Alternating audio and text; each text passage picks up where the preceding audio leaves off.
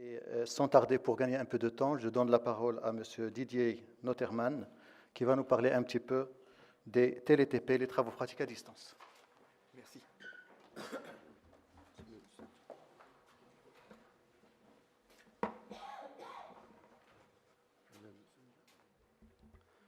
Bonjour à tous.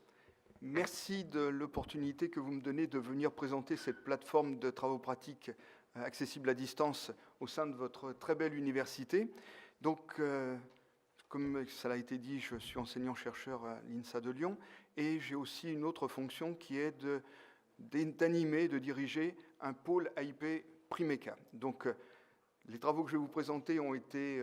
soutenus par à la fois la Fondation UNIT, à la fois ont été réalisés dans le cadre d'IOMED, également soutenus par la région Rhône-Alpes. Alors ça mérite peut-être aussi quelques explications de vous parler de ce que sont ces pôles AIP Primeca. Tout à l'heure, M. Benani a parlé d'un des points fondamentaux qui est le côté collaboratif dans ce genre d'action au niveau du numérique. Eh bien, typiquement, les pôles AIP Primeca en sont une illustration. En premier lieu, ces pôles AIP Primeca sont une émanation du ministère de l'Éducation nationale et de ce fait, il y a 9 pôles régionaux qui ont été développés en France depuis le milieu des années 80, avec une double vocation, à la fois de mutualiser un certain nombre d'équipements lourds, qu'ils soient matériels ou qu'ils soient logiciels, et d'autre part, de fédérer des compétences autour de ces thématiques que sont d'une part la productique et d'autre part les ressources informatiques à l'usage de la mécanique. Donc voilà la vocation première. Les termes sur lesquels nous intervenons sont principalement de la formation, qu'elle soit initiale ou continue ou tout au long de la vie, et également on essaie de contribuer en tout cas au transfert de technologies de l'université vers les industriels et d'autre part contribuer bien sûr à la diffusion de la connaissance.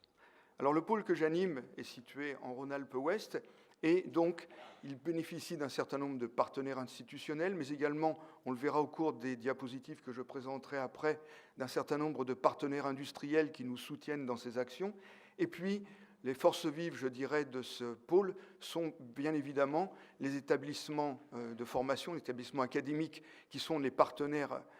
de ce pôle et qui sont à la fois les quatre écoles d'ingénieurs que l'on va retrouver sur la région lyonnaise ouest, donc l'École centrale de Lyon, l'École catholique des arts et métiers, l'INSA de Lyon et l'ISTP, qui est l'organe de formation par alternance de l'École des mines de Saint-Étienne, et d'autre part les 4 universités que l'on trouve sur cette région, les 3 universités lyonnaises, Lyon 1, Lyon 2, Lyon 3, et l'université Jean Monnet de Saint-Étienne. Alors bien évidemment, du fait de l'éloignement et du nombre d'établissements que l'on fédère, eh bien, on voit passer, pour vous donner un simple chiffre, de l'ordre de plus de 5000 étudiants par an qui vont travailler sur nos ressources et qui représentent plus de 220 000 heures élèves qui sont prodiguées chaque année. Donc de ce fait-là, on a très rapidement, au début des années 2000, été confrontés à des problèmes de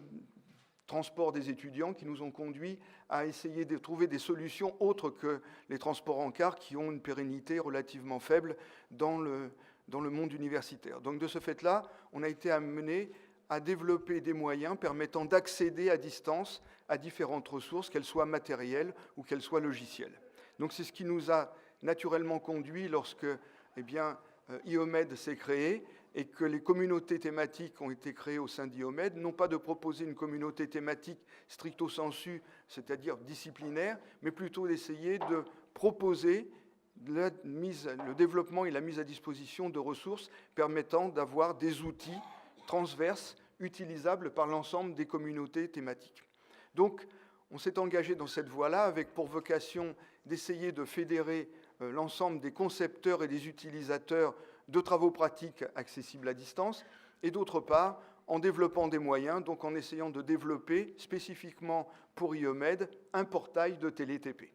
Et puis bien évidemment, ça a été rappelé ce matin, si l'on veut que tout ça vive au-delà de la durée de l'initiation et du capital sympathique que peut avoir un nouveau projet, eh bien il faut le faire vivre et je pense que la bonne façon, c'est effectivement que l'on soit amené à coproduire un certain nombre d'ETP de manière à pouvoir enrichir cette bibliothèque qui est la propriété de chacun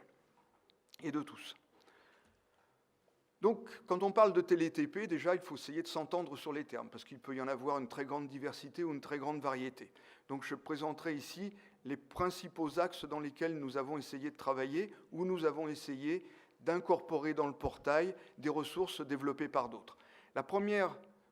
forme de TLTP que nous avons essayé de mettre en place est en fait issue de l'Université de Lille et qui correspond à ce que l'on appelle des TP virtuels. Donc ces TP virtuels, en fait, leur vocation est plutôt d'essayer d'apporter une aide dans la préparation des travaux pratiques. Il est certain que certains phénomènes physiques peuvent être difficilement appréhendés au travers d'un polycope manuscrit, et donc si on peut rendre possible pour des étudiants la possibilité de toucher du doigt les manipulations, ou tout au moins les phénomènes physiques simples qui peuvent supporter ces manipulations, c'est un atout assez intéressant. De la même manière, prendre en main un appareillage de façon purement papier au travers d'une notice sans avoir les dispositifs sous la main, ce n'est pas quelque chose qui est très séduisant pour les étudiants. Donc là aussi, ce sont des choses qui peuvent avoir de l'intérêt. Autre point assez fort, cet outil qui a été développé présente la particularité de ne pas avoir besoin de compétences informatiques pour le mettre en œuvre. C'est simplement une série de photographies qui sont scénarisées au travers d'un script et qui permettent de donner à distance l'illusion de manipuler de véritables principes physiques ou de véritables appareillages. Je vais vous en donner deux illustrations avec, par exemple, en ce qui concerne les appareillages, voilà ce qu'un étudiant peut voir simplement en étant connecté sur le web, sans rien avoir sur sa machine, et il peut interagir avec le dispositif de manière à voir la façon dont la mesure d'une boîte de résistance, donc là on est sur de l'appareillage tout à fait rudimentaire, et l'influence également des calibres que l'on utilise pour faire ces mesures peuvent avoir une influence sur la précision de la mesure. Autre principe que l'on peut venir illustrer, par exemple, un phénomène physique dont il est difficile de rendre compte sur un plan purement livresque, donc l'illustration de la loi de Snell-Descartes quand on a affaire ici à un prisme, on peut ici faire bouger et donc voir apparaître la façon dont se réfléchissent ou sont réfractés des rayons lumineux au travers d'un prisme. Ça, c'est difficile d'en rendre compte si ce n'est par une formule théorique, et là, l'étudiant peut véritablement toucher du doigt ce principe physique, somme toute simple, mais en tout cas qui est intéressant de pouvoir percevoir avant de se rendre sur une plateforme de travaux pratiques. Autre forme de travaux pratiques que l'on a essayé de mettre en place, c'est la possibilité de véritablement réaliser à distance, sans rien avoir sur sa machine, une manipulation de travaux pratiques exactement dans les mêmes conditions, ou en tout cas dans des conditions les plus proches possibles, similaires à celles que l'étudiant va pouvoir avoir quand il est en présentiel. Donc ça peut avoir de l'intérêt pour des étudiants qui sont des étudiants nomades, par exemple, et puis ça peut aussi avoir un intérêt pour des étudiants qui, dans le temps imparti, n'ont par exemple pas tout à fait terminé une manipulation de travaux pratiques, ils peuvent continuer à la faire en dehors des heures ouvrables. Ici, vous avez un premier exemple qui est une manipulation qui a été réalisée dans le département de mécanique de l'INSA de Lyon, où là, il s'agit d'étudier comment se répartissent les pressions sur un profil d'aile d'avion en fonction de l'incidence que l'on va avoir et de la vitesse du vent. Et donc ici, l'étudiant peut parfaitement piloter cette manipulation à distance et surtout venir recueillir les fichiers de points qu'il aurait obtenus s'il avait été là en présentiel, véritablement à distance, de manière à pouvoir dépouiller ces résultats à distance. Autre manip que l'on a réalisée, c'est une manip qui, cette fois, est tournée sur le contrôle-commande en hydraulique, et donc c'est une manipulation de régulation de niveau, où là, cette fois, on va travailler de façon un petit peu différente, en mettant à disposition un outil de simulation tel que MATLAB. L'étudiant va pouvoir faire toute l'étude préparatoire concernant la manipulation, faire la synthèse de la commande pour obtenir des résultats,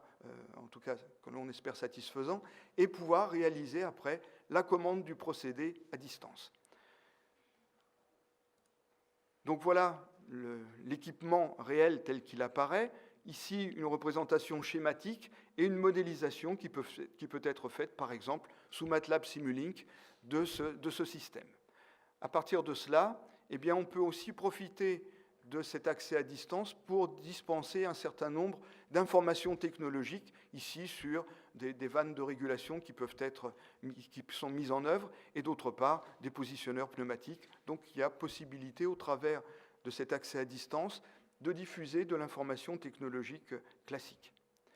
On passe enfin au pilotage de ce procédé. Voilà ici, tel qu'apparaît le procédé lorsque l'on est en présentiel, et lorsque l'on est à distance, eh bien, on retrouve des écrans tout à fait similaires qui sont accessibles par l'apprenant, et de la même manière, il a accès au dispositif de contrôle-commande qui est ici un automate programmable industriel, et de la même manière, il va pouvoir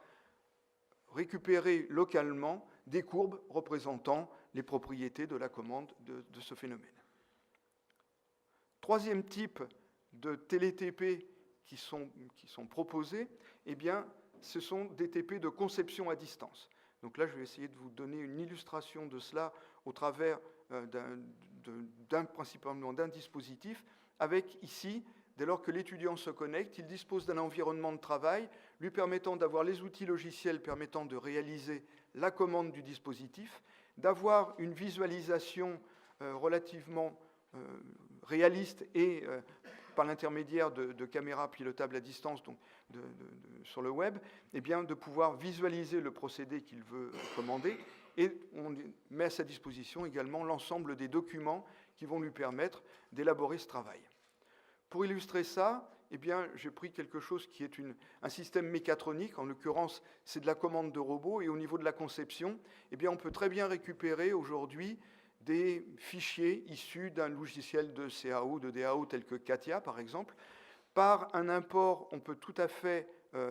venir faire les liaisons cinématiques et animer cet objet. En l'occurrence, ici, il s'agit d'un robot 3 dimensions. Et parallèlement à cela, on peut parfaitement réaliser la synthèse de la commande de ce dispositif. Et donc, à la fin, l'étudiant a la possibilité, au travers de ce petit film qui est d'un différent snapshot, vous avez ici toute la partie contrôle-commande qui a été réalisée par les étudiants, et puis ici, vous avez la maquette 3D qui a été animée et qui va être pilotée par le dispositif de contrôle-commande. Donc ici, on peut rentrer différents points de consigne et lancer, au travers de l'information suivante, le déplacement de ce robot cartésien 3 axes qui est ici piloté par la commande que vous voyez symbolisée ici. Donc, au travers de cela, eh bien, l'étudiant a véritablement un rendu, et cette fois en 3 dimensions et à distance, de ce que peut représenter la commande de son système, donc, qui était finalement l'objectif de sa réalisation de travaux pratiques.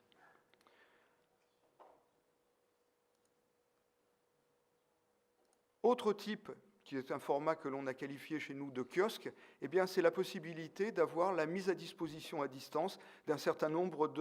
d'outils logiciels, ici pour beaucoup des logiciels métiers, donc des outils tels qu'on les retrouve très largement diffusés dans le monde académique, tels que MATLAB Simulink par exemple, les outils qui sont propres au monde des automaticiens qui font des systèmes à événements discrets tels que Unity Pro de Schneider Electric, des outils que l'on a déjà vu apparaître dans d'autres présentations, notamment de nos collègues tout à l'heure sur les TLTP, eh bien, qui sont des outils tels que LabVIEW pour piloter des dispositifs, des outils de FAO, donc de fabrication assistée par ordinateur, qui peuvent être mis à disposition à distance, tels que Esprit chez nous, en tout cas de DP Technologies, et même des outils de modélisation permettant de modéliser des systèmes complexes sur la base du ML ou de SysML. Alors évidemment, l'ensemble de ces ressources qui constituent des exemples pris au sein de notre catalogue de TLTP, eh bien tout ça doit être rendu accessible avec un certain nombre d'exigences qui étaient des spécificités, par exemple, qui étaient préconisées au niveau de notre engagement par rapport à IOMED. Donc déjà, il était souhaitable que ce portail soit d'accès multilingue et donc pour préserver la possibilité d'interculturalité. Il faut simplement qu'un apprenant ne puisse disposer que d'un PC et d'une connexion web, et enfin qu'on ait besoin d'installer aucun logiciel sur le PC de l'apprenant. Donc aujourd'hui, ces choses-là sont très largement réalisées, notamment on est capable de se connecter depuis un Macintosh ou depuis un PC, depuis des tablettes Android, et je dirais cela avec n'importe quel type de navigateur, les choses fonctionnent. Enfin, il faut, au niveau des services offerts, avoir quand même un minimum de sécurisation au niveau des accès qui se fait aujourd'hui par login et par mot de passe. Et il faut aussi pouvoir gérer des profils utilisateurs puisque au niveau de ces ressources, eh bien, ce qu'on attend un enseignant ou ce qu'on attend un étudiant ne sont pas tout à fait la même chose. Donc tout ça, ce sont des choses qui sont gérées. Il y a aussi la possibilité de relier ce portail aux annuaires électroniques d'un établissement scolaire. Et puis, bien évidemment, il y a la possibilité de gérer un agenda et des réservations au travers de ce portail. Enfin, au niveau de la gestion des contenus, eh bien, de la même manière, on a la possibilité d'enrichir en permanence et de travailler sur le catalogue de TéléTP. Pour terminer, eh bien, je voudrais simplement faire un point sur l'état, les points auxquels nous en sommes arrivés aujourd'hui. Actuellement, au niveau du déploiement, eh bien, on est au cours de déploiement d'un site pilote de ce portail de TéléTP à l'ESI, qui est l'École supérieure d'informatique d'Alger, de manière à ce que, sur le plan régional autour d'Alger, eh bien, on puisse fédérer un certain nombre de plateformes de travaux pratiques et donc la mise en commun de plateformes de travaux pratiques et de manipulation de travaux pratiques dans les différentes écoles et universités de la région d'Alger. On travaille aussi beaucoup à l'enrichissement de manière à pouvoir toucher d'autres disciplines du catalogue. Je vous prendrai l'exemple d'une manip que l'on est en train de réaliser, où il s'agit de prototypage de circuits électroniques qui va depuis la conception du schéma électronique, depuis la simulation de ce schéma électronique de manière à voir si fonctionnellement il satisfait les attentes et les exigences du cahier des charges, et puis enfin la réalisation par une machine d'usinage spécifique, eh bien, du circuit imprimé qui permet, donc voici la machine qui est ici, eh bien, après routage et dessin du circuit imprimé, eh bien, de sortir très rapidement le circuit imprimé qui permet à ce moment-là d'être câblé, et enfin les étudiants peuvent tester leur réalisation grandeur réelle, après toute cette phase de conception qui est, elle, essentiellement à distance et numérique.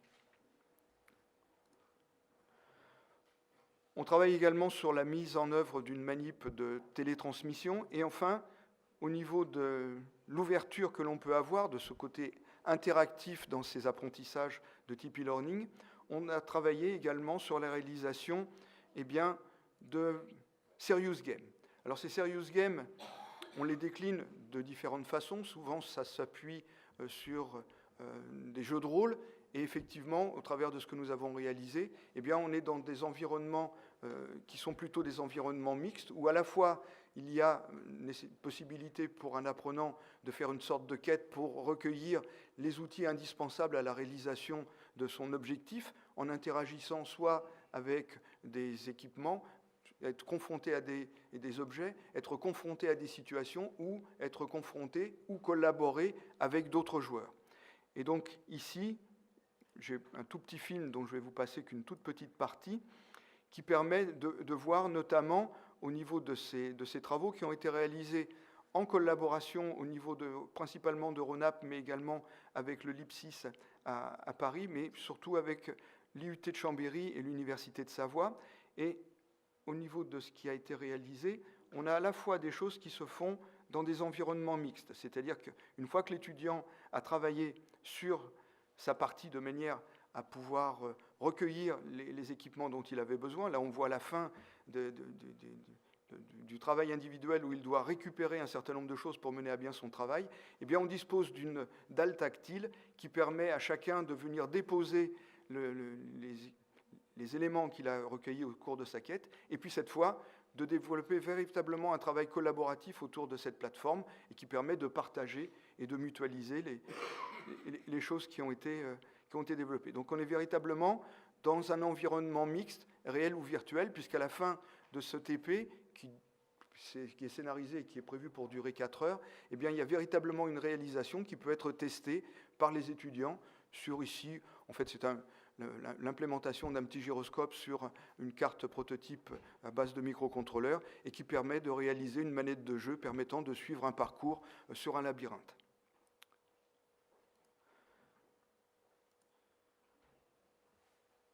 Donc,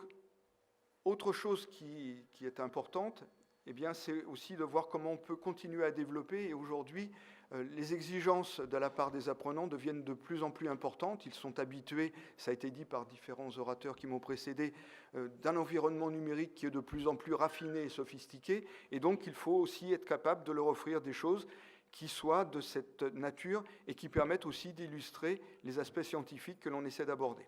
Donc là, je vais vous passer un petit film qui est très rapide et qui permet de voir. Là, c'est un outil de simulation qui a été développé par un industriel qui travaille dans le domaine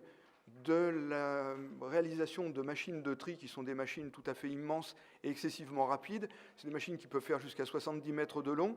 qui ont énormément d'actionneurs à piloter et qui travaillent avec aussi des lettres qui défilent ou des plis qui défilent à des vitesses qui sont de 4 mètres secondes. Donc, un environnement très sévère, et pour ses propres besoins, il a développé ces outils qui lui permettent de travailler sur la conception de son contrôle-commande, indépendamment de l'avancement de la réalisation mécanique du matériel qu'il entend développer. Et donc, vous voyez ici le degré de réalisme auquel on aboutit, et aujourd'hui, cet industriel est tout à fait prêt à mettre à disposition du monde académique les travaux qu'il a développés autour de ce simulateur de partie opérative, de manière à ce qu'on puisse l'utiliser à notre tour dans un cadre qui est un cadre pédagogique. Donc ce sont des actions qui sont tout à fait intéressantes et qu'il nous appartient de valoriser. Et puis comme je le disais tout à l'heure, cette communauté n'aura de sens et ne pourra vivre qu'à partir du moment où les gens utiliseront, mais surtout travailleront ensemble. Et donc c'est tout à fait essentiel que ce soit vous, que ce soit nous, que ce soit d'autres collaborations, eh bien qu'il y ait des coproductions qui se mettent en place de manière à venir enrichir tout ce catalogue et aussi pouvoir le mettre à disposition, ce portail de TéléTP, à d'autres disciplines qui peuvent être à caractère moins scientifique. Et de la même manière, les acquis obtenus dans le cadre des Serious Games, eh bien c'est quelque chose qui peut profiter à beaucoup d'autres communautés. Donc en tout cas, mon souhait le plus cher, c'est que nous puissions développer des collaborations afin de faire ensemble du co-développement et enrichir ce travail. Je vous remercie de votre attention.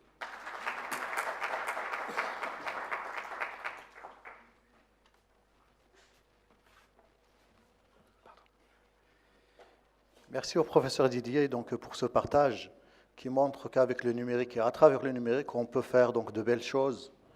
à montrer à nos étudiants et à notre environnement, donc même socio-économique.